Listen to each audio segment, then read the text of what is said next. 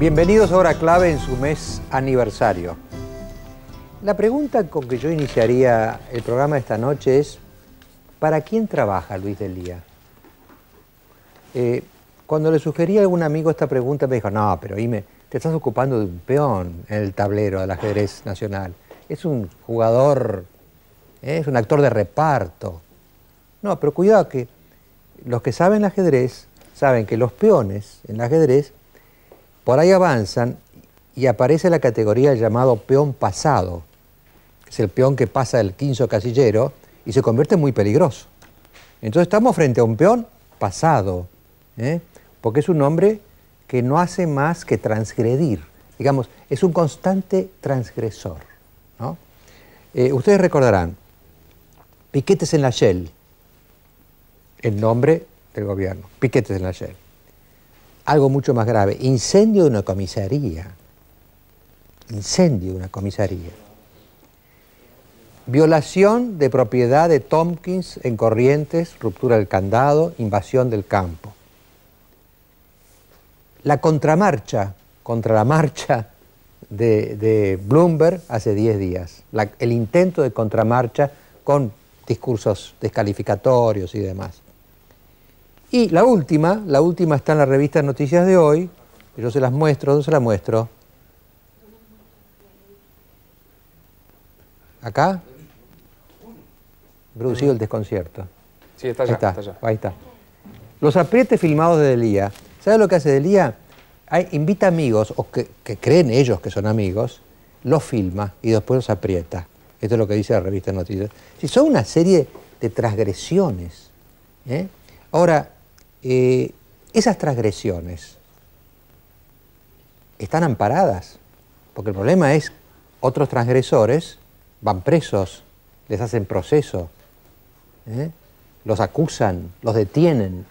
Este transgresor es funcionario público, está amparado por el gobierno, maneja el Ministerio de Tierras, que tiene un presupuesto de 400 millones de pesos.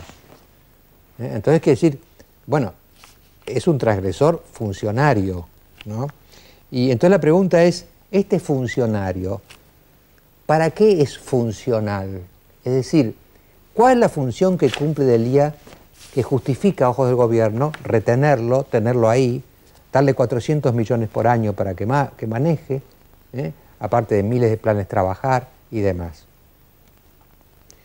Y acá la hipótesis que más a mí me ha convencido sobre el caso de D'Elia es lo que dijo Elisa Carrió. Elisa Carrió dijo: miren, no se equivoquen, es un peón pasado, ojo con este hombre, porque, según ella, D'Elia, la función de D'Elia es largar globos de ensayo, como los que acabo de mencionar, transgresiones, globos de ensayo, para probar cuál es la resistencia de la sociedad a lo que Carrió llama una estrategia del quiebre. ¿Qué es la estrategia del quiebre? Es lo que ha hecho Chávez en Venezuela, lo que hizo Castro en Cuba en su momento, lo que está haciendo Morales a ojos vista hoy, que es empujar, descalificar a un sector político, ponerse con el otro, alentar la guerra interna, y después quedarse con todo el poder, porque se quebró a los que se quería quebrar.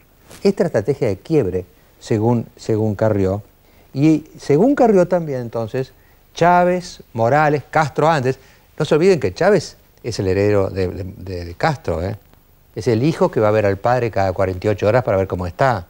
Está clarísimo que Chávez hereda a Castro en América Latina.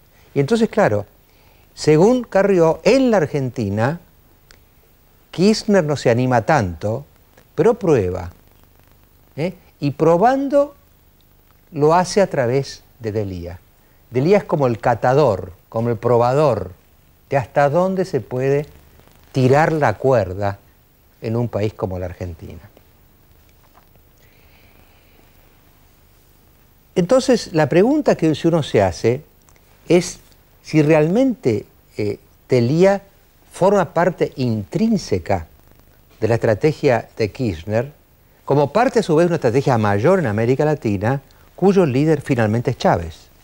Entonces la Argentina es como yo dijera, bueno, Chávez está en la estrategia del quiebre. Lo sigue a Castro, es el continuador, el heredero. Morales ya la hizo, Bolivia está a punto de quebrarse en dos. Y Kirchner está probando la pileta para ver si el agua es muy fría. Y ese pie de Kirchner es de Lía. Esa sería la hipótesis de Carrió.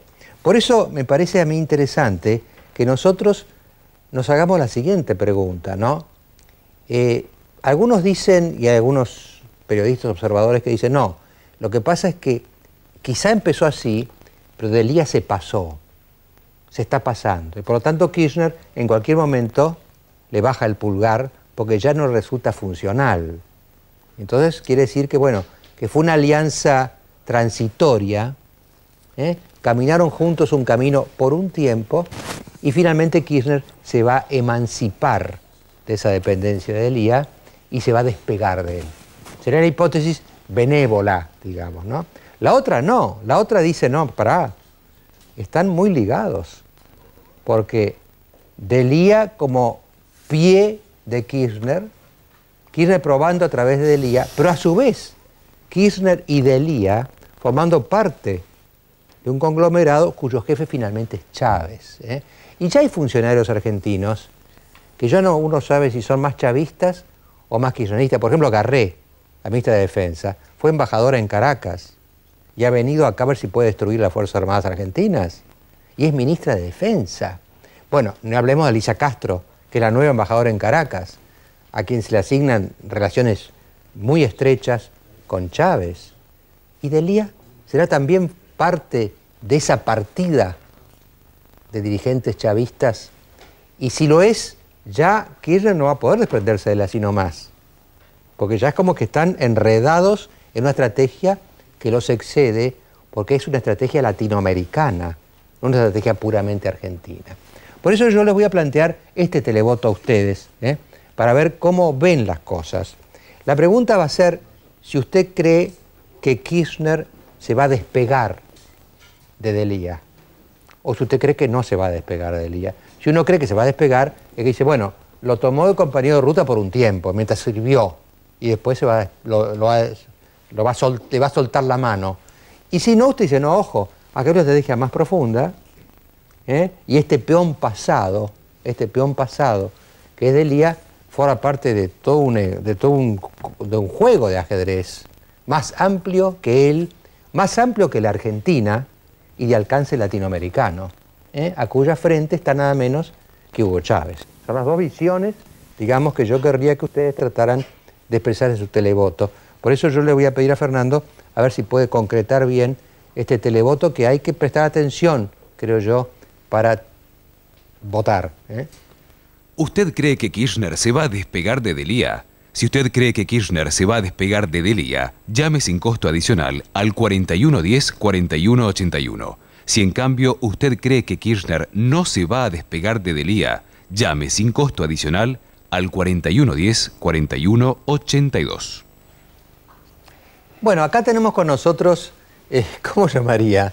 Al anti-Lía, es decir, al que sufrió la suerte inversa, ¿no? Porque yo creo que los delitos, así entre comillas, que cometió Castells son casi juegos de niños al lado de las cosas que hizo de Lía. Castells no incendió una comisaría, una cantidad de cosas que no hizo Castells, pero Castells estuvo preso y Castells fue procesado, fue detenido, fue perseguido.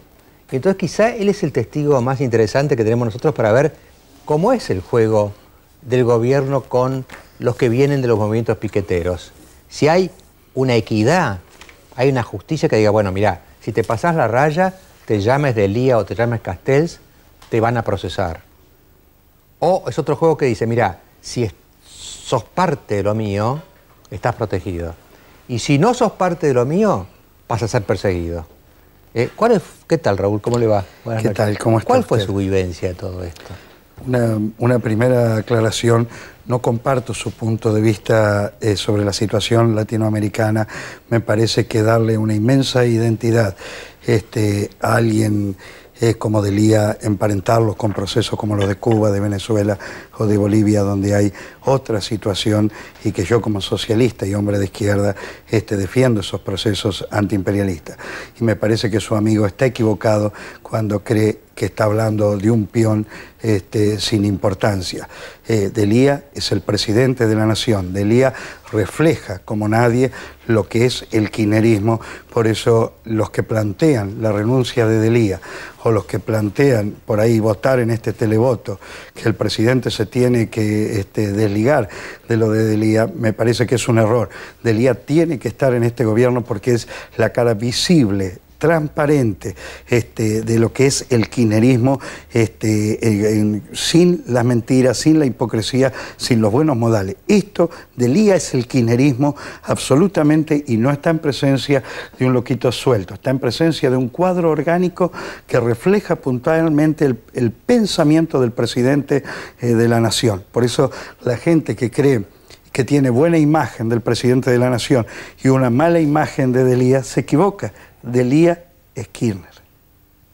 Ahora, pensando en términos latinoamericanos, si Castro y Chávez no tienen nada que ver con D'Elia o con Kirchner, ¿qué es Kirchner? ¿Qué es el kirchnerismo? ¿Qué es D'Elia en términos latinoamericanos? El kirchnerismo es un gobierno conservador y reaccionario que usa un lenguaje de izquierda porque no se puede repetir el lenguaje de la década de los 90 que llevaba el menemismo, pero es la continuidad de ese modelo económico y esos mismos grupos económicos, como por ejemplo multinacionales del petróleo, que se enriquecieron en la década del 90, siguen bajo este gobierno siendo exactamente la misma continuidad. Por eso es incorrecto diferenciar y creerse que ese discurso izquierdoso es el reflejo de una política. En la Argentina no hay ningún proceso antiimperialista, no hay ningún proceso que podamos decir popular, nacionalista o cosas por el estilo, sino la continuidad del mismo modelo económico que venía desde hace varias décadas. Raúl, ¿en algún momento estuviste cerca de D'Elia? ¿Tuviste trato personal frecuente? Hemos compartido en algunas manifestaciones, en algún momento en particular, en La Matanza. El problema que acá se discute todo un tema puntual, así como estuvieron con Pierri en la década de los 90, después estuvieron con la Alianza cuando estaba de la Rúa presidente y luego compartieron con los gobiernos que siguieron hasta ahora. Mañana, si estamos nosotros en el gobierno, van a ser castelistas porque como no tienen principio, el único problema es la plata, los cargos y cosas. Está bien, pero mi pregunta iba en otro sentido. Quería saber en el trato humano cómo había sido la cosa. No, si te ha sido muy poquito porque una prácticamente... persona agradable, accesible, cordial, él con vos. Usted, perdóneme, pero para la gente que no tiene principio y dignidad, no me merece mucha consideración. ¿Le sorprende el uso de cámaras ocultas para la PRIEP?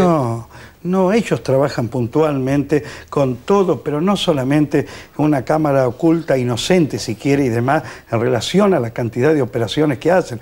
Hoy en Jujuy ya están armados y organizados las fuerzas de choque, ya hay un grupo de 500 personas dirigido por una mujer que se llama Margarita Sala, que puntualmente ya actúa como fuerza de choque y que ha agredido a sectores de izquierda del Partido Obrero, del MST, el Sindicato de Municipales, los organismos de derechos humanos, al Perro Santillán y demás.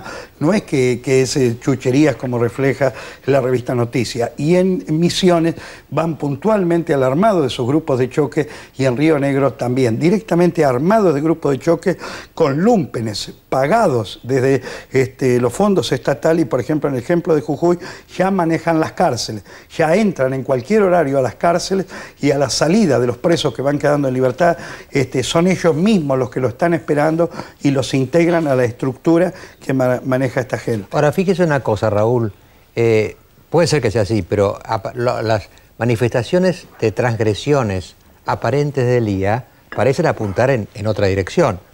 Le hace un piquete a la Shell, asalta una comisaría, le rompe los candados a Tompkins. Pareciera que todo esto está hecho contra gente que de alguna manera uno puede decir que son de derecha. Y también le hace la contramarcha a Bloomberg, a quien acusan de estar en la derecha. Pueden ir a estaciones de servicios de la Shell, pero todo el manejo de los hidrocarburos está en manos de multinacionales extranjeras. Hacen la contramarcha, pero el objetivo puntual de la contramarcha, si hubiera sido al revés, Mariano, y hubiera habido 80.000 personas en el Obelisco y 3.000 personas hubiera habido en la Plaza de Mayo, lo hablábamos recién con el rabino Berman, yo no sé si no hubieran salido a quemar sindicatos o locales de las organizaciones opositoras si hubiera sido al revés los números. Es que le falló, en una palabra. Le falló, el gobierno fue derrotado y no pudieron generar un clima para instaurar un proceso fascista en la Argentina. Acá, como ya a esta altura usan la palabra fascista para cualquier acusación, el armar una fuerza de choque contra otro sector que se va a manifestar y ir a romper una manifestación de otro, eso es fascismo. Eso es fascismo y eso es lo que quisieron hacer el 31 de agosto. El problema es que les fue muy mal. Ni la propia gente de ellos. Nuestros colectivos quedaron intercalados entre los de ellos porque la policía no los dejó estacionar en Paseo Colón. Y nuestros propios compañeros veían cómo esos colectivos salían vacíos, porque la propia base de las organizaciones de ellos no los quisieron acompañar para hacer una contramarcha. Entonces, ¿vos te sentís más cerca de Chávez y de Evo de lo que está Delía? Y el kirchnerismo no tiene nada que ver con esos procesos. Chávez mantiene 13.000 estaciones de servicio en Estados Unidos y no ha entregado el petróleo. Acá, a cambio de 550 millones de dólares a la provincia de Santa Cruz, acá festejaron entregar YPF a Repsol diciendo que eso era para darle un aumento a los jubilados. 14 años o 15 años después todavía estamos discutiendo la plata de los jubilados. Ahora, Raúl, ¿por qué fue usted a la marcha de Bloomberg? Por dos cuestiones. Primero, porque el mayor problema que existe en la Argentina es la inseguridad. La mayor preocupación de toda la gente que vive en este país es este tema. La segunda cuestión, porque no podemos aceptar que crean que es propiedad privada del kirchnerismo la Plaza de Mayo. Si Bloomberg, dicho con todo el respeto que está aquí, es un hombre de derecha, y él no puede manifestarse en la Plaza de Mayo, hoy lo prohíben a él y mañana me prohíben a mí porque soy socialista. Si nosotros no defendemos las libertades públicas, las libertades democráticas, esto termina siendo un absoluto desastre. El 27 de septiembre, con el rabino Berman, con Juan Carlos Bloomberg, y ojalá que el pastor que habló en Plaza de Mayo, que está acá por acá también, sí. Lo quisiéramos invitar, hacemos la marcha contra la inseguridad desde Bunge a Fiorito, en dos de los barrios más pobres de este país. Esa marcha se hace también con los más pobres, que son las principales víctimas de la inseguridad. Entonces el problema es, me dijo alguien, una docente hoy, una frase de Montesquieu que no sé bien, pero decía como que aunque pensara totalmente diferente a lo que piensa usted, daría mi vida porque tenga derecho a expresarlo. Si un hombre de izquierda como yo no defiende el derecho del otro a poder expresarse después de tantos cercenamientos que ha habido contra la gente de izquierda, hoy lo cercenan a Bloomberg y mañana no nos dejan hablar a nosotros. ¿Cómo ve el camino que sigue de acá al 2007, Raúl? Digo, ¿qué cree que pasa? ¿Más debilidad del Congreso o la anulación propiamente? ¿Qué cree que va a pasar institucionalmente? El Congreso no existe. Esto es como dijo el rabino Berman, mire, un descendiente de árabe tomando frases de un rabino. Puntualmente... Esa no la sabía yo, Esa no la sabía, que era descendiente de árabe. Sí, soy nieto de sirios libaneses y además he estado a favor de los pueblos del Líbano y Palestina. Lo que me decía hoy un español que vino acá, un hombre muy bien de España, ustedes no saben lo que han logrado en la Argentina. La convivencia que hay en la Argentina entre islámicos, cristianos y judíos es única. Nosotros realmente hemos logrado una integración inverosímil, ¿no? Para nosotros es un honor que el rabino Berman venga a Fiorito y Bunge, donde no me consta que exista ninguna sinagoga. Pero lo que a lo mejor funda una todavía. Pero lo que estamos planteando que hay una visión muy totalitaria y muy antidemocrática de este gobierno, una falta de respeto absoluto por el que piensa diferente, y en consecuencia la gran contradicción que se va generando en esta sociedad es la intolerancia, estas visiones que algunos discuten sobre Delía y que no es Delía, es el gobierno, es la extorsión con la publicidad oficial, es el apriete contra los opositores, contra los sindicatos y demás. Ellos parten de la concepción que es cierto eso, de que todo hombre tiene su precio y no aceptan nada ni nadie que piense diferente. Para ellos, el que piensa diferente, el que disiente, es un enemigo que hay que eliminar. Y entonces, a partir de esa concepción, polarizan la sociedad nuevamente en una visión llevada al extremo. Este es el problema puntual. Ahora, el problema que uno tendría que preguntar acá es este, Raúl. Si ellos hacen este juego doble, le está saliendo bastante bien, es decir, están engañando a bastante cantidad de gente. No, yo creo que no es así. No, Mariano, mire, con todo el clima que generaron de terror, compañeros nuestros estiman que de cada uno que fue a Plaza de Mayo, 2 no fueron porque les produjo miedo saber que iba a haber una contramarcha. Aún así, en las cifras nuestras, los cálculos reales para nosotros es que hubo unas 80.000 personas en Plaza de Mayo. Fue una elección de nuestro pueblo que haya ido tanta cantidad de gente.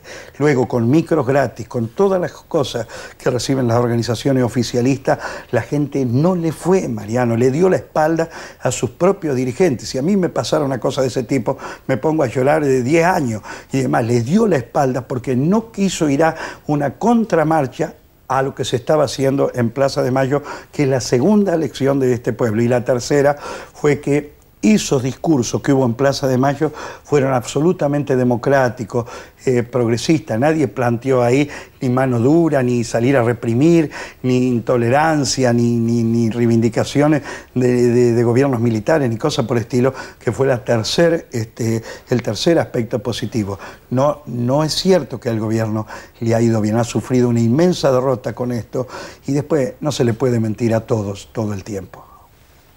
Me quedo pensando en algo que dijo al comienzo, Raúl, que Menem es Kirchner y Kirchner es Menem, que digo, para el común de la gente no suena parecido. Bien, Delía, por eso entonces para la gente que está mirando, para la gente que cree inocentemente que está en presencia de algo bien torpe y demás como Delía, tienen que tener presente que Delía está reflejando lo que es este gobierno con toda claridad. Por eso no hay que pedir la renuncia de Delía. Tiene que quedar porque está diciéndole a todos ustedes que no van a respetar la opinión de los otros, que van a organizar fuerzas de choques, que van a ser absolutamente intolerantes con los demás, que van a manejar los recursos del Estado como se les antoje, sin el mínimo criterio respetuoso de nadie. Por eso nosotros nos oponemos a pedir la renuncia de Delía, porque Delía es el presidente de la nación, es el kirchnerismo. Raúl, muchas gracias por su presencia acá. Vamos a repetir el televoto. A ver, Fernando, si repetimos el televoto. ¿Usted cree que Kirchner se va a despegar de Delía? Si usted cree que Kirchner se va a despegar de Delía, llame sin costo adicional al 4110-4181. Si en cambio usted cree que Kirchner no se va a despegar de Delía, llame sin costo adicional al 4110-4182. Les aclaro que, ojo, Raúl, yo no estoy diciendo que debe despegarse, estoy haciendo un pronóstico. ¿Usted que están tan ligados que no se va a despegar o que lo usó y ya se pelearon y se va a despegar? No estoy diciendo lo que debe hacer. Yo no lo aconsejo al presidente. Se nota, ¿no? El viernes 15 marchan los docentes de todo el país en Buenos Aires en contra de esta reforma educativa del kirchnerismo. Como siempre, los invito a todos y a usted también. Bueno, pero haga bien las dos invitaciones. A ver, son dos. Sí, me marea usted ya. Hay dos invitaciones. Dos bien hechas. Entonces, el viernes 15... los docentes de todo el país vienen a Buenos Aires en contra de lo que es la reforma de esta ley educativa, que no es más que lo mismo, a partir de las 6 de la tarde frente al Palacio Pisurno, y el día 27 la marcha contra la inseguridad en Bunge y en Fiorito, junto al ingeniero Bloomberg, junto al rabino Berman, junto a los que estuvieron el 31 en Plaza de Mayo y junto a montones de gente de los barrios, de las villas, reclamando contra la inseguridad que genera este gobierno. Muy bien, entonces, ¿ahora qué hacemos? ¿Pido el televoto? Ya lo pedí. ¿Lo pido de nuevo? No. Bueno, entonces vamos a ir a los auspicios y después van a venir los protagonistas de la marcha de Plaza de Mayo, de la verdadera marcha, Bloomberg y otros que lo acompañaron, hablaron en ese momento y que supongo que van a hacer una nueva marcha el 27 de septiembre, 5 de la tarde, entre Fiorito y Bunge. Entre Fiorito y Bunge. Ya volvemos. Las siguientes empresas. Bueno, acá estoy con el ingeniero Bloomberg, con Rabino Bergman, Estoy también con Emilce Peralta, que acompañó el acto de Plaza de Mayo, y también con el pastor Osvaldo Carníbal, que también habló ahí. Son los protagonistas del acto del jueves 31 de agosto. Me ha pedido el ingeniero que que haga leer, porque yo leo muy mal, ¿no? El agradecimiento. Él está muy agradecido por el acto, y le voy a pedir a Fernando que por favor lea el mensaje que Bloomberg le quiere dirigir esta noche a toda la gente que lo apoyó esa noche y que concurrió a Plaza de Mayo. Buenos Aires, 8 de septiembre de 2006. Estimado ciudadano, ya pasaron unos días de la multitudinaria y emocionante manifestación que entre todos realizamos el pasado 31 de agosto. El petitorio que elaboramos con propuestas de expertos en la materia, hecho con la intención de aportar ideas, soluciones y reflexión a la difícil tarea de lograr una justicia más limpia y eficiente, ya ha sido recibido por el gobierno y confiamos en que el presidente Néstor Kirchner lo tomará como un aporte ciudadano. Quería contarle esto, pero además quería decirle gracias, en nombre de la Fundación Axel Bloomberg, de tantas ONG y de diversas organizaciones víctimas del delito. De todo corazón, muchas gracias. Gracias por ayudarnos a recordarle a nuestro presidente que el problema de la inseguridad es urgente, impostergable y que nos importa a todos. Gracias por reafirmar que la democracia es participación, es compromiso, es levantar la voz para ser escuchados. Gracias por acompañarnos en esta batalla, por defender las instituciones, defenderlas de la corrupción, de la ineptitud y de la indiferencia. Gracias por no dejarse amedrentar por aquellos que quieren silenciarnos y hacer confuso nuestro mensaje. Gracias por decirnos con sus velas en alto que no estamos solos y que entre todos podemos lograr un país mejor. Lamentablemente hubo quienes apostaron a generar miedo para evitar que llenáramos la Plaza de Mayo, pero fracasaron rotundamente, porque otra vez, como en las 3 marchas anteriores, fuimos decenas de miles los que nos manifestamos por este cambio, y porque incluso aquellos que no pudieron asistir por miedo nos siguen haciendo llegar su apoyo y afecto. A ellos también va nuestra gratitud. Ojalá no hagan falta más marchas por justicia y seguridad. Ojalá esta haya sido la última.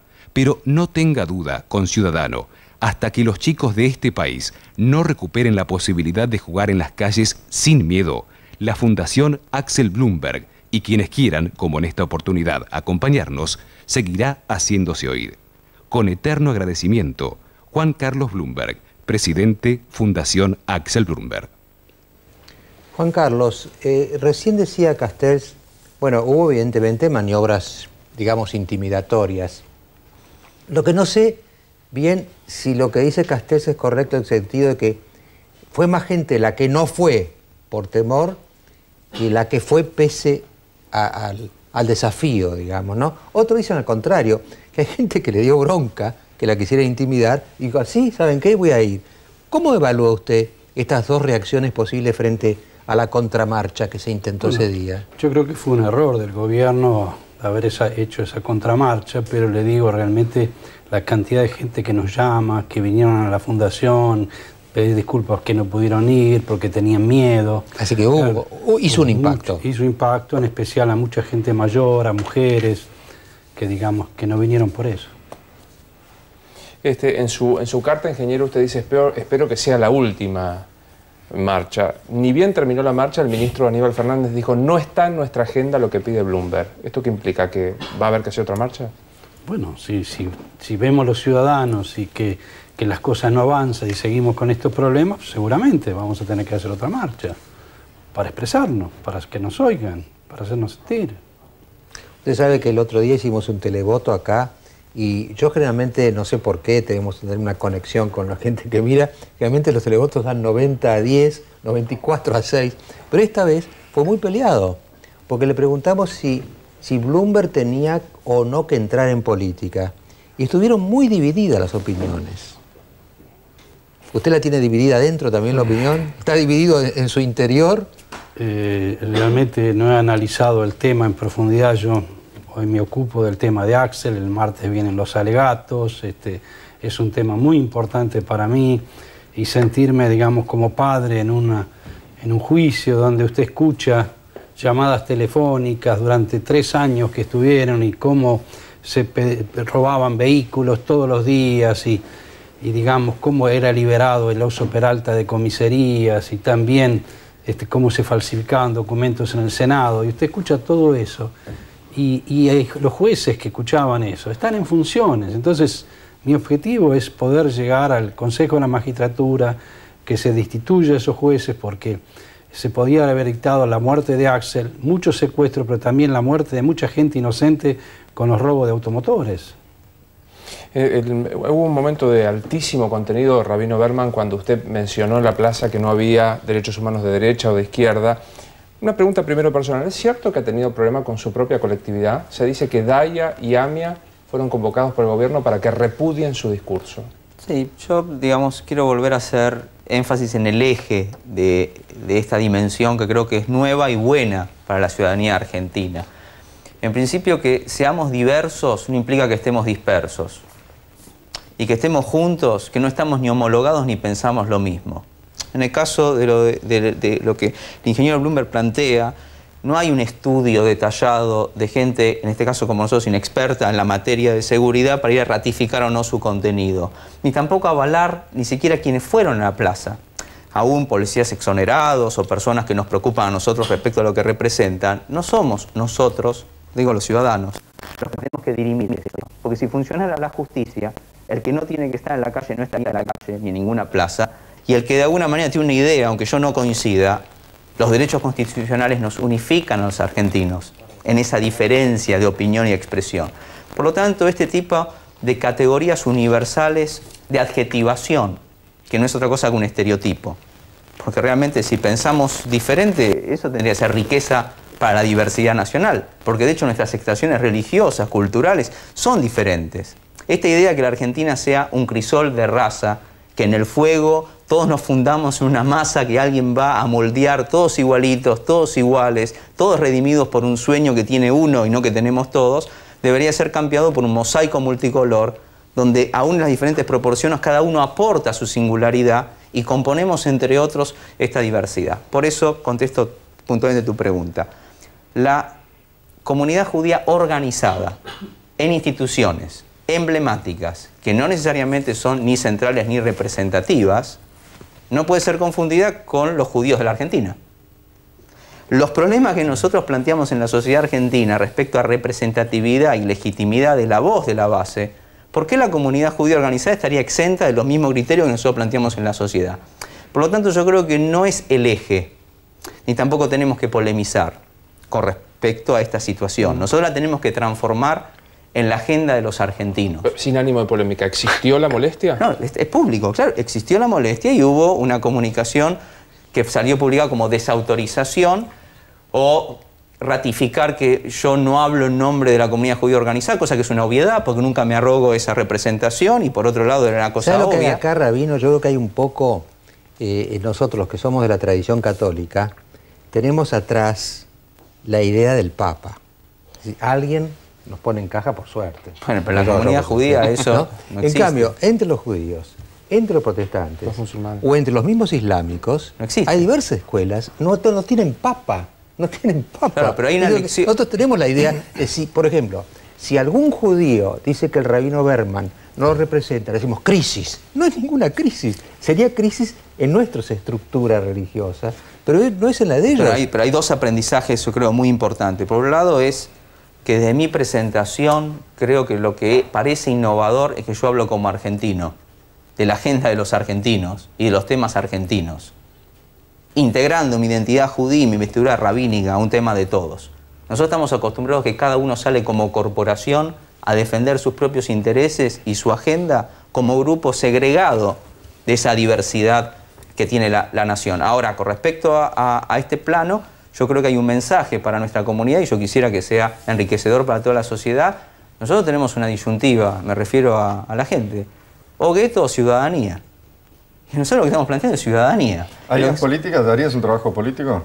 ¿Cómo? Si te incluirías... Yo creo que ya estoy en un trabajo político, no necesariamente partidario y no en un tema de candidaturas. Yo creo que desde la religión nosotros tenemos una visión de lo que la política cívica, republicana, democrática debe contribuir al rearmado de esta apatía, de esta anomia, Porque nosotros tenemos que pensar en nuestros jóvenes. No, porque en tu discurso dijiste, esto no es politizar. Y yo pensaba que podíamos reclamar para ese tipo de acciones el nombre también de política. Claro, quizás me expresé no preciso en el término que politizar. En el fondo es el mismo mensaje que dio Castells acá. Lo que hablábamos con Castells cuando terminamos el bloque. Evidentemente Castells y yo no pensamos lo mismo. Yo creo que está mucho más a la izquierda que yo. Pero podemos hablar y podemos conversar y nos respetamos. Esta es la idea finalmente, que en la diversidad nos enriquecemos. Pero no confrontemos a las personas. ¿Por qué no confrontamos las ideas? Yo personalmente no me quiero ver identificado con la derecha, porque mis ideas no son de derecha. Tampoco quiero de alguna manera una polarización entre izquierda y derecha de temas que son de la agenda de todos, esto que vos planteabas de los derechos humanos, etc. Tampoco me parece que es pertinente que en la agenda de inseguridad se plantee que el motivo de la inseguridad es la exclusión social y por lo tanto hay que atenuar. No. Hay que resolver los dos temas. ¿Qué sería la derecha? ¿Qué es la derecha para Yo vos? ya a esta altura no sé ni lo que es la derecha ni lo que es la izquierda. Lo que me queda claro es lo que es una agenda republicana y cívica de los derechos constitucionales. Mire, Rabino, la derecha es Rosishner. Claro. Digo, para estar en claro sobre la materia. No, yo creo que Te agradezco, Mariano. Claro, hay posiciones que se llaman de derecha e izquierda y están claro que hay idearios con los que unos podemos comulgar y otros no. Pero hay que recrear la política argentina. Nosotros estamos acá reinventando la vocación de lo político en la Argentina, donde contribuciones espirituales, yo siempre lo mencioné, la Plaza de Mayo del otro día fue una dimensión espiritual y de sensibilidad del clamor de un pueblo que por un lado sabe de qué se trata, quiere saber de qué se trata. ¿Por qué no jugamos un poco? A mí yo le confieso que yo me he pasado hablando más o menos cuántos años, a lo mejor no digo, pero que hablo y escribo, pero cuando le escuché ese juego dialéctico que hizo, entre que el pueblo sabe de qué se trata, pero no sabe de qué se trata. ¿Por qué no lo explica? Porque varias veces dijo el rabino, el pueblo no sabe de qué se trata y quiere saber de qué se trata como el 22 de mayo de 1810. El pueblo quiere saber de qué se trata, pero en el fondo sabe de qué se trata. ¿Cómo se juega esa contradicción dialéctica en su pensamiento? ¿Cómo puede ser que el pueblo sepa y no sepa de qué se trata? Porque considero que la Plaza de Mayo, los símbolos, nuestros próceres, son de alguna manera íconos de lo que puede llamarse una religión cívica, es decir, la devoción por los valores fundantes de la Constitución Nacional, donde nosotros no hablamos del instrumento técnico en la coyuntura que es noticia. Estamos tratando de hablar de lo que es fundante. Entonces, por un lado tenemos un recorrido de nación. Sabemos de qué se tratan muchas cosas porque nos costaron carísimas y tenemos experiencias muy difíciles como argentinos en términos de los valores democráticos que debemos sostener.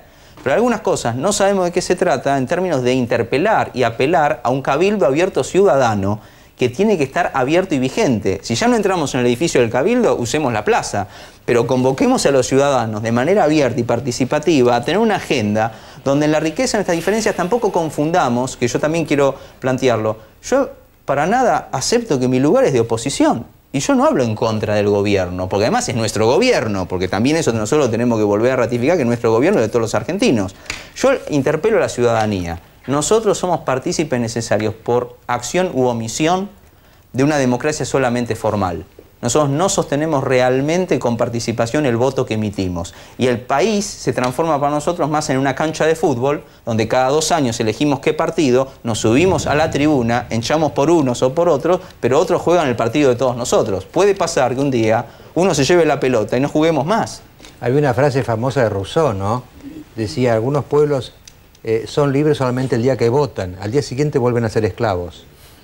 La redención en términos de que sabemos de qué se trata, los vicios que tenemos nosotros de haber vaciado de sentido las instituciones republicanas y los ciudadanos lo vemos pasar y no hacemos absolutamente nada. Los ciudadanos estamos en la tensión entre ser solo habitantes, espectadores, con algún tipo de trabajo editorial, a lo sumo será su trabajo que contribuye, pero no podemos tener todos los argentinos haciendo editoriales sobre la vida ciudadana, o clientes. Entonces, ni clientes ni habitantes, ciudadanos. Pastor, ¿siente que este es el camino y por eso la participación suya? Bueno, cuando Juan Carlos me invitó a compartir la plaza, yo me planteé un poquito eso, cuál iba a ser mi rol, ¿no? Porque dentro de la congregación asisten miles de personas, tenemos esta ventaja de no tener una alineación perfecta, como un papa, y eso nos da ciertas libertades. Pero dentro de la congregación uno tiene hinchas de Boca, de River, de Vélez, y es un poco difícil decir, bueno, cuando uno está ahí, ¿hacia dónde va a apuntar? Y yo sentí que mi rol era hablar de los fundamentos y principalmente de los valores, ¿no?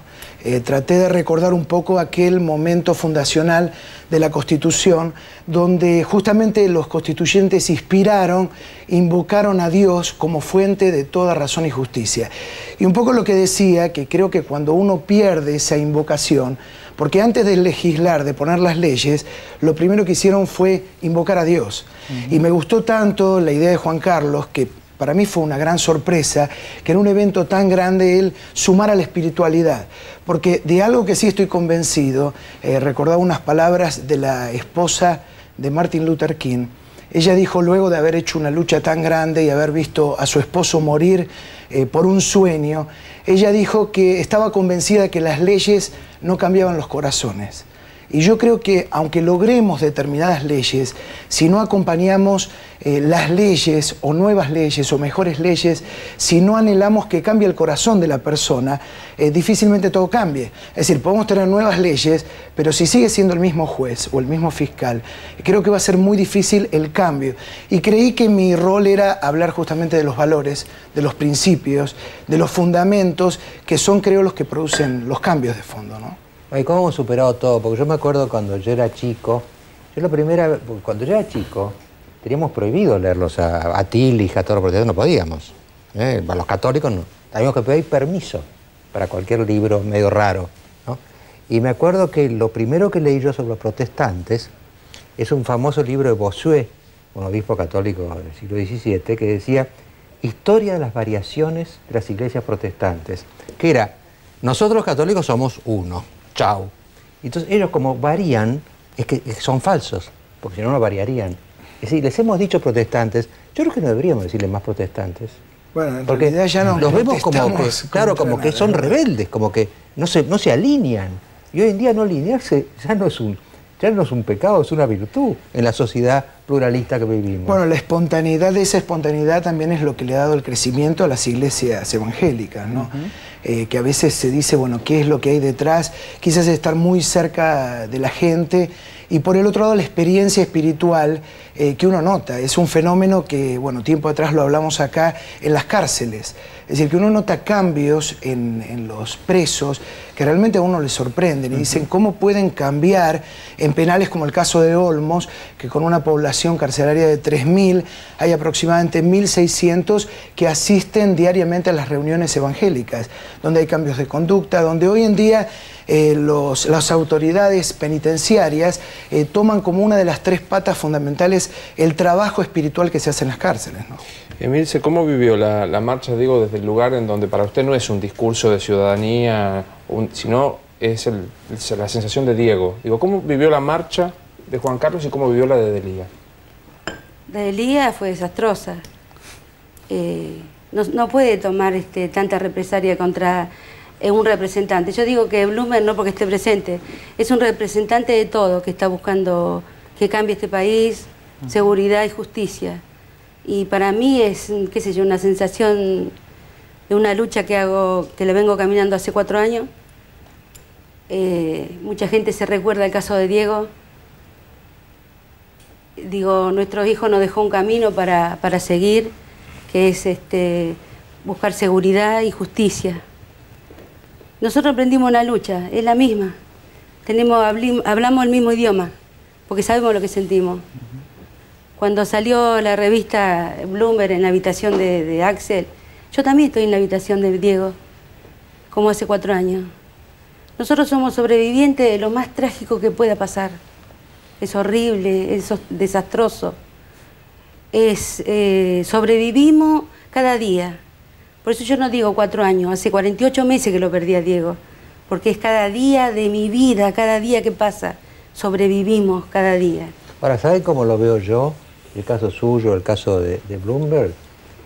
A mí me da la sensación de que sus hijos muertos los han como regado a ustedes. Ustedes son personas que a partir de la tragedia han tenido un desarrollo extraordinario. Es decir, que un poco las paradojas de es porque de lo que hay queremos, detrás, ¿no? lo que no queremos que ocurra, que siga ocurriendo. Nosotros, Usted no sabe lo bien que habló. Y digo, yo estaba escuchando. Re nerviosa, había muchísima y lo bien gente. que habló, porque usted tenía un desarrollo. Ahora, yo no quiero decir con esto que en el fondo fue bueno que pasara lo que pasó, porque ustedes se crecieron. Pero quiero decir que de la tragedia salen flores. Es que también. nuestro camino quedó así. Nuestra vida no va a ser construida nunca más. Destrozaron mi vida, mi familia, todo. Porque no solo mataron a Diego, sino a toda una familia, donde hasta el día de hoy mi mamá me dice que mi hijo está de viaje, que está de viaje, que no puede ser. Y yo digo, nos marcó un camino, lamentablemente, lo peor. Y es que yo no quiero que ese asesino siga destruyendo. Juan Carlos también quiere que los asesinos y su hijo paguen y que no ocurra tanta impunidad. Por eso estamos en nuestra lucha. Creo que es así el camino. Es un camino distinto, que no podemos retroceder. No podemos dar un paso al costado tampoco. Es un camino derecho, recto, a raíz de lo peor que te pueda pasar es la muerte de un hijo. ¿Cómo sigue esto, Bloomberg? Bueno, lo importante es que nos encuentre a los argentinos unidos, siendo partícipes y no espectadores. Yo creo que esto fue importante, la marcha del otro día. Y bueno, tenemos que seguir insistiendo. Yo creo que muchas cosas van a hacer. Fíjese, están hablando de la licitación que tenían por los DNI. Yo creo que muchas cosas me llamaban, por ejemplo, ayer en una radio, unos arquitectos, dice, cuando nosotros hablamos, digamos, de urbanizar todas las villas de emergencia, digamos, porque es una cosa muy importante y que eso se concrete, digamos, que la gente tenga viviendas dignas y que ellos de alguna manera ayuden a construirlas, porque lo que hay que dar siempre es la caña de pescar y no el pescado. Y yo creo que, porque en esos lugares, digamos, vive gente humilde, gente muy buena, pero también donde se esconden los delincuentes. Hoy en las villas están laboratorios clandestinos de drogas. Entonces, si podemos eliminar todo eso, yo creo que vamos a ayudar mucho. Arlanian dijo que usted estaba mal informado y que si usted lo hubiera llamado, le hubiera explicado todo.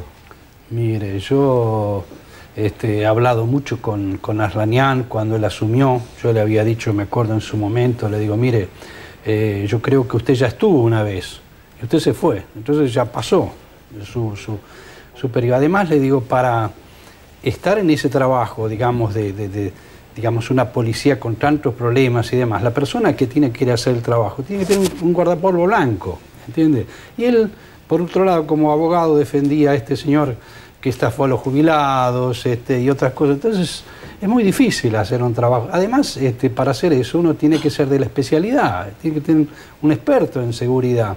Y realmente lo que ha ocurrido en todo este lapso de Arlanian es lamentable, porque nosotros vemos a diario la denuncia, la misma gente de la policía que me viene a ver, de la provincia que están en la actividad, los fracasos que es todo esto. Y uno ve los delitos, tome solamente la gente mayor atacada. En el año 2004 hubo muy pocos hechos.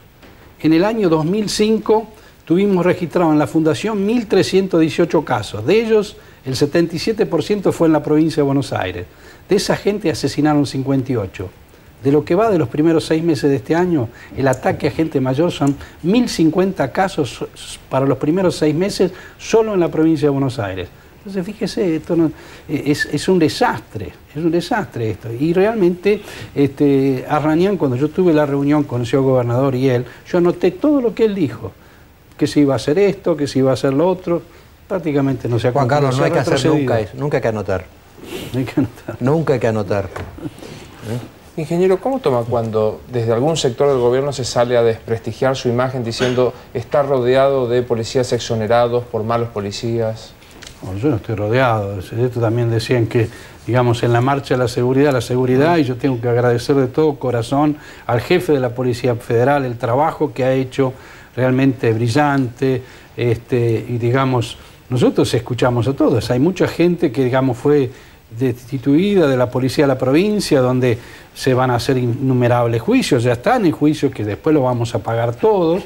Yo he visitado muchas casas de esa gente que fue dado de baja y usted ve que en forma humilde vivían, o sea que no estaban con dineros raros recibiendo y haciendo un buen trabajo. Así que yo creo que... Era todo ideológico. Ahora, ingeniero, le voy a preguntar a los cuatro. Acá Castells habló de una nueva marcha el 27. ¿Van a acudir ustedes a esa marcha? Yo voy a ir como voy muchas veces, que me invitan a distintos barrios a acompañar gente, o a veces a muchos otros lugares del interior del país. He estado en Corrientes, en un pueblo, San Roque, en un pueblo de 10.000 personas, había 2.500 en la plaza. Y después marchamos y a un individuo que había matado, digamos, a un joven que estaba conectado con el gobierno, amigo del ministro de gobierno de Corrientes, entre días después quedó detenido y hacía 3 meses que no lo encontraban. Y yo creo que siempre uno está presente y estamos tratando de estar con la gente y de colaborar y expresarnos. Bueno, muchísimas gracias por acompañarnos a todos. Y vamos a pedir el televoto y después decimos lo que pasa. ¿Usted cree que Kirchner se va a despegar de Delía? Si usted cree que Kirchner se va a despegar de Delía, llame sin costo adicional al 4110-4181. Si en cambio usted cree que Kirchner no se va a despegar de Delía, llame sin costo adicional al 4110-4182.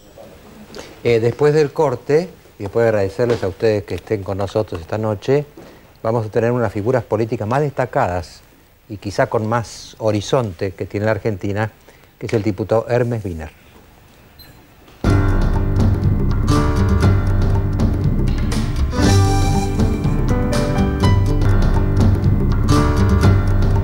Bueno, estamos acá con Hermes Wiener, bienvenido. Yo veo una cosa, diputado Wiener. Por un lado, el gobierno ha lanzado lo que él llama la concertación, ¿no? Que es una cantidad de gente, radicales o justicialistas, se alinean detrás de él, y eso lo llama concertación. Pero también veo que por otro lado se está intentando una suerte de concertación de la oposición, ¿no es cierto? Entonces se dice, bueno, que Macri, que Labaña, ¿no es cierto?, Sovich, podrían irse sumando en una especie de otra concertación que sea diferente, porque no sería un poderoso que convoca a otro, sino que lo harían en un plano más de igualdad, digamos. ¿Usted con cuál de ellas está? Bien, nosotros estamos en un partido que es independiente y que tiene una propuesta de integración en cada una de las federaciones, donde buscamos en cada una de ellas una forma que permita sumar a todos los sectores económicos, sociales y políticos que crean una transformación real de nuestra economía y de nuestra sociedad. Por lo tanto, tenemos obviamente una definición pendiente, que es qué vamos a hacer como partido a nivel nacional, pero que seguramente en breve tiempo lo vamos a definir. Es decir, que ustedes están como en las vísperas de una definición política profunda. Claro, en realidad tenemos ciertas diferencias con la forma de construir de unos y de otros, ¿no? Por eso que nos interesa sí sumar a partir de los problemas concretos de la gente. Y nosotros, por ejemplo, en Santa Fe tenemos definidos, estudiados, cuáles son los problemas fundamentales, por dónde pasan los ejes transformadores en lo económico y en lo social, y por lo tanto este conocimiento de la realidad, esta integración con los sectores tanto económicos como sociales, nos permite realmente identificar caminos y proponer realmente alternativas a lo que está ocurriendo hoy en nuestra provincia. Pero no lo seducen algunos nombres, o sea, claramente usted ya se manifestó por el no a Labaña. No es que nosotros nos hemos manifestado por el no, sino porque en realidad no nos convence una forma de construir que creemos que tiene que ser bajo otros valores. En relación con el tema central del programa de hoy, Delía, ¿qué pensás? ¿Que es un operador político o es un luchador social? Yo creo que es un hombre de Kirchner en la calle. Hombre de Kirchner en la calle. ¿Y cuál es el interés de Kirchner en relación con la calle? Bueno, ganar la calle. Hoy tener la calle es un hecho político importante. Y así lo ve el gobierno y creo que realmente Delía cumple ese rol. Podríamos decir que hoy en día, con las formas políticas actuales, la calle ya no es espontánea, ¿no? Que hay que manejarla, que hay que operarla. ¿No estarías de acuerdo con esta idea? Sí, creo que realmente los tiempos han cambiado. No podemos hablar de la calle, de lo que ocurrió, en fin, en el 1910 o en el 1945, o en fin, en grandes movimientos. Eternidades atrás. Claro. Creo que realmente hoy hay una propuesta que la gente asume y sale a la calle bueno, a veces espontáneamente como el otro día y a veces no. Pensando en estas definiciones políticas del socialismo que usted mencionaba, en algún momento usted, Juez, Sabatella, por mencionar algunos, estaban muy cerca en unas ideas. Hoy Juez, por ejemplo, está muy cerca del gobierno. ¿Usted está más cerca de Juez? ¿Está por afuera del kirchnerismo? Y nosotros con Juez seguimos hablando, porque realmente es una persona muy interesante que viene a renovar una forma de hacer política en la provincia de Córdoba que es verdaderamente saludable. Por supuesto con Sabatella también, con Martínez Garbino, en el caso de Entre Ríos, también tenemos un excelente diálogo. Y son propuestas, claro, desde el punto de vista de la sumatoria que necesita hoy nuestro país, son indudablemente propuestas débiles. Pero en la medida que nosotros nos formemos una idea alrededor de la propia realidad y tengamos propuestas integrativas desde la propia realidad, indudablemente que son propuestas que van a crecer con el tiempo. Ahora, usted decía recién, diputado, que ustedes van a tener que definirse finalmente en un plano nacional, ¿no? Cuando uno hace un análisis de lo nacional, y hay 4 distritos más grandes que los otros, sin menospreciar a nadie, por supuesto. Y uno de los grandes es Santa Fe. Y bueno, usted sabe muy bien que es el candidato a gobernador hoy bastante lejos, primero en las encuestas en Santa Fe. Después, Capital no es muy del gobierno, Capital es muy media rara, ¿no? Pero en fin. Córdoba de la Sota es y no es. Y le queda la provincia de Buenos Aires, aparentemente. Quiere decir que en el plano de los grandes distritos no se lo ve al gobierno dominando la situación. Bueno, y además hay algunas particularidades, como el caso de Misiones, ¿no? Donde este intento de renovar la Constitución para permitir la reelección permanente verdaderamente confronta con las ideas alberdianas, en fin, alrededor de la periodicidad y de la democracia que se pueda renovar, ¿verdad? Entonces surge de pronto un obispo, que es el que de alguna manera está reuniendo a una serie de sectores políticos y sociales que encolumnan una nueva situación, y creo que realmente esto también es auspicioso para pensar bueno, en que la democracia no es solamente un partido político o una forma de pensar la realidad, sino la democracia está necesitando que haya de alguna manera ideas que puedan realmente contraponerse a otras, que podamos realmente cotejarlas, que pongamos sobre la mesa los problemas concretos de la producción, del trabajo, de la salud, de la educación, de la vivienda, en fin, de las cosas que nos pasan cotidianamente, para ver de qué manera salimos a veces de este ideologismo que buscamos rápidamente, que es de izquierda o de derecha, es de centro izquierda, de centro derecha, es de centro. Bueno, pensemos en argentino, pensemos en Celeste y Blanco, pensemos en las cosas que nos importan a los argentinos. Y por supuesto que cada uno, desde su color, le pondrá un contenido. Pero en la suma de esos contenidos podemos encontrar el camino que define una Argentina diferente, una Argentina con valores, una Argentina donde la educación, la salud, el trabajo sean derechos fundamentales de todos sus habitantes. De alguna manera usted ve, Wiener, como que esa digamos, la concertación, o llamémosla, esa unión, me parece que por lo que usted está diciendo es como algo que tiene que brotar de abajo más que estar en acuerdos de dirigentes. Yo estoy convencido. El país se hace de abajo hacia arriba. El país se hace desde donde se produce y se trabaja. Las riquezas del país se generan en los lugares donde hay trabajo y producción. Y por eso nosotros tenemos que generar también ideas afines que integren lo social con lo económico.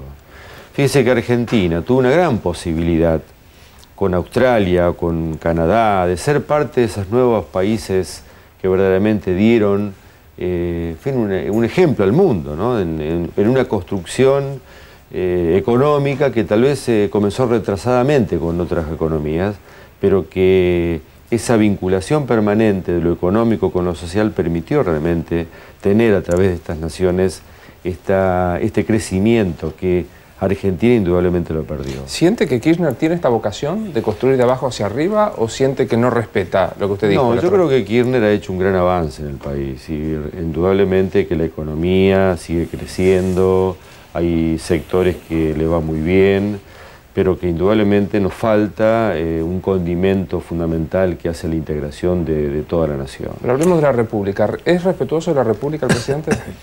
Mire, hay acciones que verdaderamente nosotros nos han llevado a votar diferente en el Congreso de la Nación. Por ejemplo, es decir, todo lo que hace a disminuir el hiperpresidencialismo, que de alguna manera es lo que trató de hacer la Constitución del año 94, creo que realmente lo que hace al Consejo de la Magistratura y lo que hace a los DNU, a los superpoderes, creo que realmente ha retrotraído esos intentos de la Constitución del 94 en aras de un presidencialismo que verdaderamente agobia la democracia. Uno te escucha hablar, tenés un tono tan tranquilo, tan mesurado, que da la impresión que vinieras de otro universo político. No se asuste que lo tutee, porque él tutea. Si viene Benedicto XVI acá, lo tutea. Bueno, yo soy ateo, ¿por qué no voy a tutear a un papa? Volviendo al tema, me pregunto si tenés enemigos políticos, si has participado alguna vez de esas luchas políticas generalmente un poco mezquinas, o si... Bueno, siempre se tienen enemigos, ¿no? En fin, esto es parte del accionar. Tal vez tomando mate bajo de un algarrobo no genera enemigos, pero en el accionar siempre se están contraponiendo intereses. Pero no serían enemigos, entonces. Bueno, pero la propuesta no es pensar en una sociedad sin conflictos. Creo que el conflicto es parte del crecimiento, parte de... Tal vez tendríamos que poner otra palabra, otra figura para el conflicto que no sea un enemigo. Déjame que te ayude, yo que vengo de adversario. Reutemann no es precisamente alguien con quien tomaría un mate bajo un algarrobo el ex intendente Wiener, ¿me equivoco? No, claro, sí. Pero... ¿Tomarían otra cosa?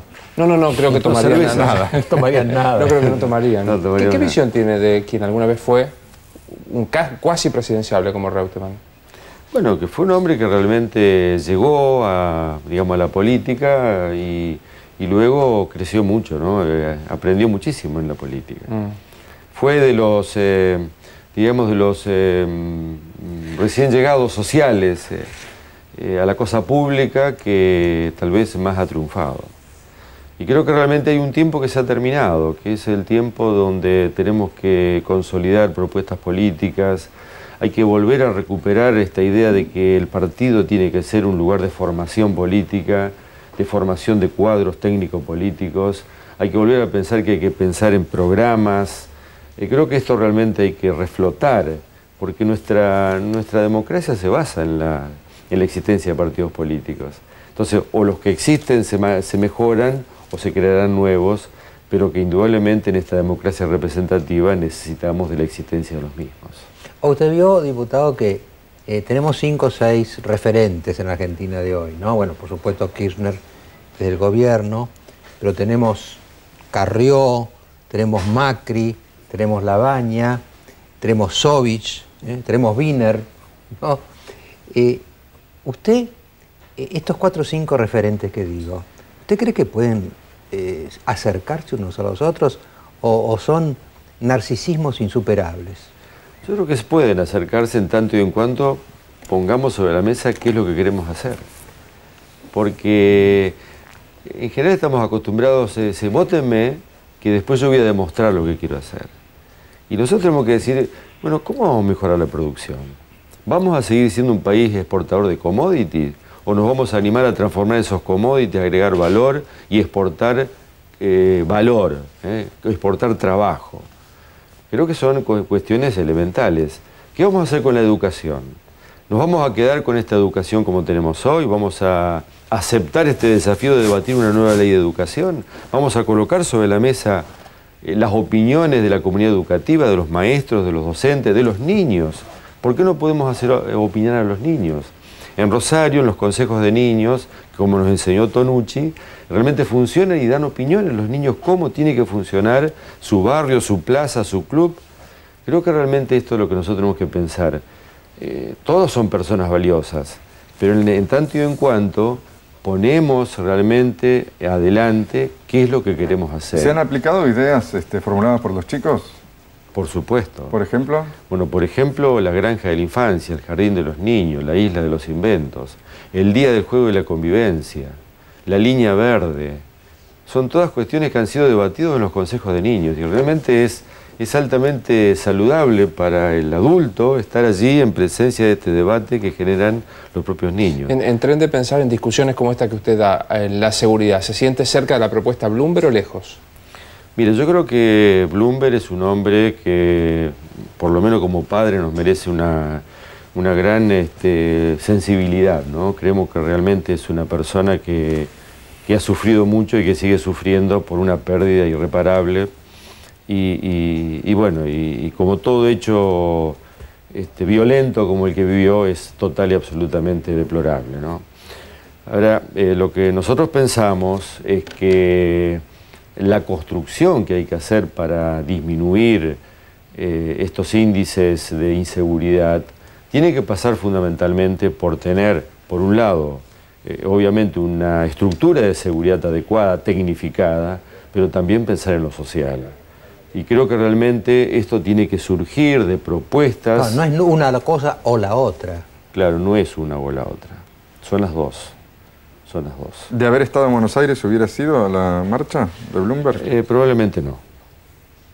¿Por qué? Si validas la preocupación, digamos. Sí, pero creo que, es decir, nosotros estamos de alguna manera esperando una propuesta alternativa en la Argentina. Esa propuesta alternativa no surge de la política, lamentablemente, en lo cual me hago cargo. Pero surge a partir de un hombre que ha tenido esta tremenda desgracia en la vida de perder su único hijo. Ahora, alrededor de su figura, creo que realmente es muy difícil poder construir una propuesta alternativa política para la Argentina. Y creo que realmente tenemos que pensar en que esos testimonios son muy útiles para condicionar también nuestra forma de actuar en política. Pero ese era el sentido de la marcha, ¿no? Hacer patente el estado de la situación y presionar al gobierno para que trabaje, digamos, en vez de rosquear, que se hagan cargo, que den buen servicio. Claro, me parece excelente y felicito a todos los que fueron.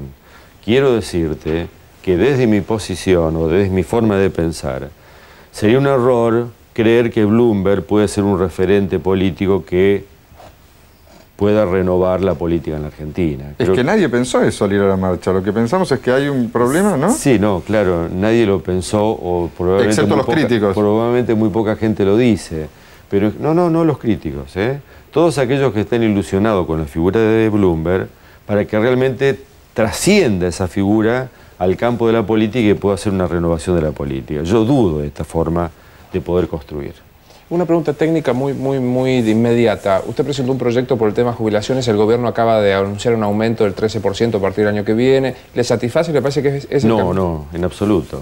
Creo que realmente lo que dice la Constitución del año 57, el artículo 14 bis, dice claramente que la jubilación es equivalente al salario, con todas las ventajas que tiene el salario. Y dice que el monto de la misma tiene que ser establecido por la ley. El que hace la ley es el Congreso. El monto quiere decir a la actualización de esta jubilación. Nosotros hemos presentado un proyecto que habla precisamente de la actualización de la jubilación en función del salario del activo.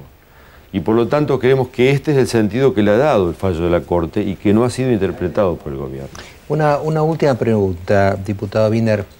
Yo lo estoy observando usted, ¿no? Ahora cuando hablábamos con mis compañeros, usted es una persona que no está enervada, que está tranquila, que no se siente agredida y que no agrede. ¿Usted cree que eso puede ser una fórmula en la Argentina enervada y crispada de hoy?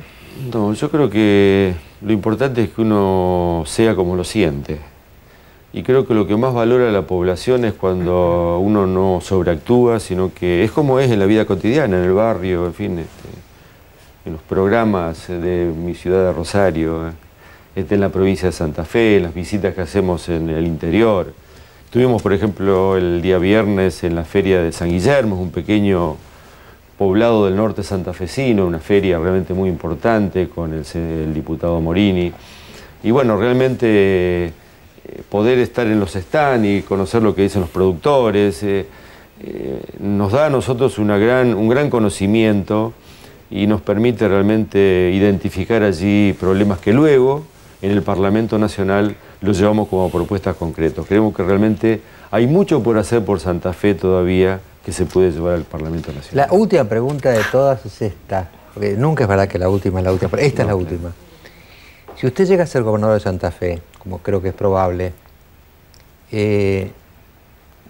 ¿lo van a comprar con la caja?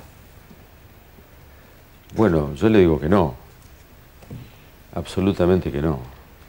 Porque realmente nosotros tenemos que convencer al gobierno nacional que hay derechos de todos los argentinos, más allá del lugar donde vivan.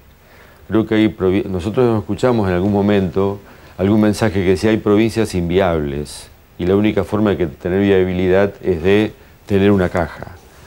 Yo creo que hay que ayudar a las provincias que están en dificultades y que tienen una realidad económica diferente, pero nosotros tenemos que pensar en una sola Argentina, y esa sola Argentina se hace con diálogo y construcción económica, social y política.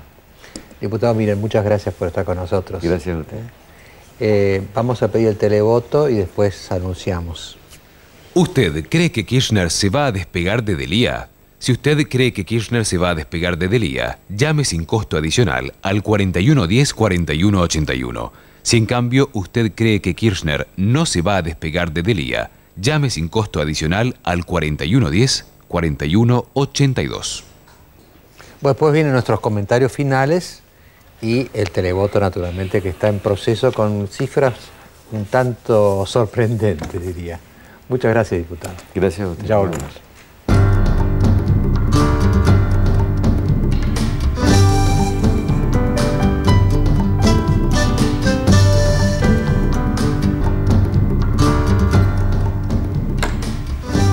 Llegó el tiempo de las conclusiones, Luis. Bueno, sobre el primer tema respecto de Delía, en los manuales de Derecho Civil, cuando uno estudia al comienzo de la carrera, hay un capítulo que se llama El silencio como manifestación de la voluntad. Y ahí se estudian, como corresponde en Derecho, dos teorías opuestas. Una que dice el que no dice nada, y el otro el silencio, el que hace silencio otorga. En nuestro país el que calla otorga. Y evidentemente si el presidente no se manifiesta sobre Delía es que le está otorgando el poder de salir a la calle, de testear hasta dónde, de seguir con la hegemonía, sobre todo por la vía autoritaria. Y sobre la segunda mesa, estoy preocupado porque es el segundo domingo consecutivo que voy a citar a un religioso, haciendo mío lo que ha dicho el rabino Berman, sobre que la dispersión no implica que uno sea diverso y que la homologación no implica que uno no pueda estar juntos. Lo que vimos esta noche y lo que vimos el jueves 31 fue un modo, como decía el rabino Berman, de pensar entre todos, distinto, pero poder vernos acompañados. Y la seguridad sigue siendo, en esto sí, todos juntos, un tema pendiente. Alejandro. Tengo la sensación de que Delía en realidad no es tan preocupante, no me parece tan grave el tema de Delía. Y me parece que Kirchner se va a despegar de Delía porque no me parece que esté tan lejos de la realidad del presidente como para avalar la acción de alguien que está tan desprestigiado por la opinión pública. Pero también, por otra parte, como señaló Carlos Paña esta semana en un artículo en el ámbito financiero, hay como otro factor a considerar que puede hacer, como él señala, que a Kirchner le haya resultado más molesto ese jueves el Delía que Bloomberg. Voy a citar a Pañi. Dice Pañi, Delía se lo viene fumando desde hace meses con caudales significativos de dinero para, a la hora de aplicar sus artes, hacerlo de manera casi estudiantil, bochornosa. Desde la perspectiva del gobierno, tal vez Delía fue un fracaso en el sentido que no rindió lo que se esperaba e hizo quedar muy mal a la bueno, entonces en ese caso se va a despegar. Sí, yo digo que se va a despegar porque la opinión pública no la avala y porque desde otro punto de vista, más íntimamente, es un gran fracaso haber aplicado tantos capitales a una acción tan ineficaz. Una mala inversión. Sí. A mí me pareció muy interesante la comparación con Wiener, no solo por lo que dijo, sino quizás sobre todo por lo que no dijo. Porque es muy raro ver un dirigente político que está en fondo luchando por la gobernación de Santa Fe, es decir, está en plena lucha política, no descalificar. A nadie. No descalificó a nadie. No dijo porque no, al contrario, trataba de rescatar en cada uno lo que podía tener de positivo e imaginar una Argentina donde pudiéramos sumarnos, ¿no? Sumarnos. Entonces yo cuando él hablaba así, y estaba como que dejó la ametralladora en la puerta, digamos, cuando acá no oímos más que ametralladoras verbales todo el tiempo de unos contra otros, uno dice, ¿será un ingenuo? ¿O será un estadista? Es decir, un ingenuo, si la Argentina irremediablemente va a ser el país de todos contra todos, como pasa con el tema de los 70, ¿no? El tema de la marcha y la contramarcha, es decir, las contradicciones y las agresiones y las descalificaciones del otro, de algún otro, si va a seguir siendo así, gente como Wiener va a quedar predicando en el desierto. Ahora, el estadista es el que ve un poco más adelante. ¿No será que esta Argentina de las confrontaciones, los retos, las descalificaciones, las agresiones, se está agotando? ¿No será que se está agotando? ¿Y no será que después de eso viene una forma de sumar, de concordar, de acordar, de rescatar? Si esa es la Argentina que viene, Wiener la anticipa. El otro tema que me parecía interesante para tratar era esto que decía Luis, que yo lo veo a Luis que poco a poco se va acercando a la religión, ¿no? De alejándote con menos expectativas, pero esta cosa del renacimiento de lo religioso. Yo me preguntaba mucho, porque justamente estaba preparando esas clases que preparo, cuando yo era joven, usted le pasará si tiene mi edad, los hombres no iban a las iglesias, iban los chicos, los viejos y las mujeres. Se pensaba que la religión era una cosa perimida, superada, y venía algo diferente. Y lo que uno ve ahora es un renacimiento tremendo de las religiones. El rabino, que nos encantó a todos, el pastor, el sacerdote católico que estaba el otro día en Plaza de Mayo, ¿no? En el Islam, el renacimiento del Islam, la fuerza del papado, cosas que eran casi inimaginables hace 20 años, digamos. Ahora, yo me he preguntado mucho, ¿por qué ocurre este renacimiento de la religión en cualquier, la islámica, la cristiana, la católica, la judía? ¿Por qué? Yo creo que sé por qué. Nosotros cuando éramos jóvenes imperaba lo que se llamaba el cientificismo. ¿Qué era el cientificismo? La idea de que la ciencia, fuera médica, física, astronómica, iba a mostrarnos un futuro. Y me parece que si bien la ciencia sigue siendo importante, la religión de la ciencia, la idea de que la salvación podía venir por la ciencia, se está agotando. Y entonces la gente vuelve a las fuentes tradicionales, porque la religión es la respuesta para aquellas preguntas que no tienen respuesta. Y no podemos vivir sin esas respuestas. Este es el fundamento de la religión. Se pensó un momento que la ciencia podía dar eso. Y yo creo que hay un gran pensador, me acordaba por Bloomberg, porque no se llama Bloomberg, se llama Blumenberg, que es un alemán que dice eso, ¿no? Que cuando irrumpió la ciencia en el siglo XVII y XVIII, se creyó que venía a cumplir el rol de las religiones, dar la esperanza, el futuro, la salvación. Y me parece que estamos en el siglo XXI en el agotamiento, no de la ciencia, pero sino de esa esperanza cuasi religiosa. Y a favor de ese vacío, las religiones de siempre están volviendo. Inclusive Luis se puede sentir un poco incómodo, pero la siente más cerca, porque está más cerca de todas las religiones. El ecumenismo, como parte, esa misma gente que estaba en el acto de Plaza de Mayo, había un rabino, un pastor, un sacerdote, hablando casi el mismo lenguaje. Y finalmente les digo que la clase del sábado que viene, que yo doy sábado 23:30 por América 24, va a tener con estas cosas que estamos comentando recién, el 5º aniversario del día que cambió la historia. Porque cuando esos 19 terroristas suicidas tumbaron las torres, y lo hemos visto todo el día en las pantallas, cambiaron la historia. Cambió la historia. Y estamos viendo otra historia. Y la clase va a estar dedicada a tratar de entender por qué somos otros en el mundo, en todos los lugares del mundo, por diversas razones, de los que éramos hace 5 años. Bueno, después ahora viene el último corte y el televoto.